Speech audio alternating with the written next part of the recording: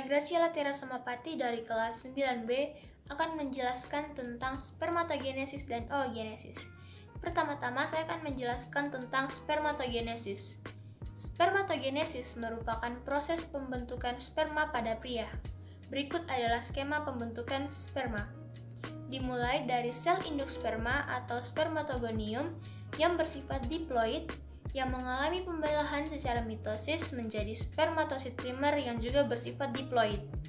Kemudian spermatosit primer ini mengalami pembelahan secara meiosis yang pertama menjadi spermatosit sekunder yang bersifat haploid. Kemudian spermatosit sekunder mengalami perubahan secara meiosis yang kedua menjadi spermatid. Kemudian spermatid ini mengalami diferensiasi dan menjadi spermatozoa atau sperma matang. Dari proses ini, dari awal spermatogonium sampai pada spermatosit sekunder terjadi pada testis, sedangkan dari spermatid sampai pada spermatozoa atau sperma matang terjadi pada epididymis. Selanjutnya saya akan membahas tentang oogenesis. Oogenesis merupakan proses pembentukan sel telur atau ovum pada wanita. Berikut adalah skema pembentukan sel telur.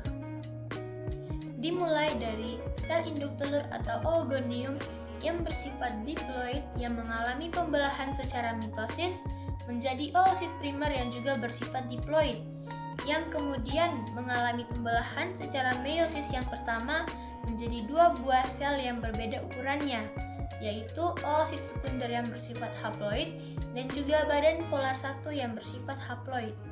Kemudian, oosit sekunder akan mengalami perubahan secara meiosis yang kedua menjadi ootid yang bersifat haploid dan juga badan polar 2 yang bersifat haploid.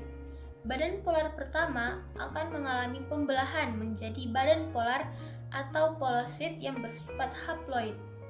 Kemudian, ootid akan mengalami diferensiasi menjadi ovum. Dari awal proses pembentukan ovum ini, dari oogonium sampai pada oosit sekunder terjadi pada ovarium. Selanjutnya pada ootid dan sampai pada ovum itu terjadi pada tuba Fallopi atau saluran telur.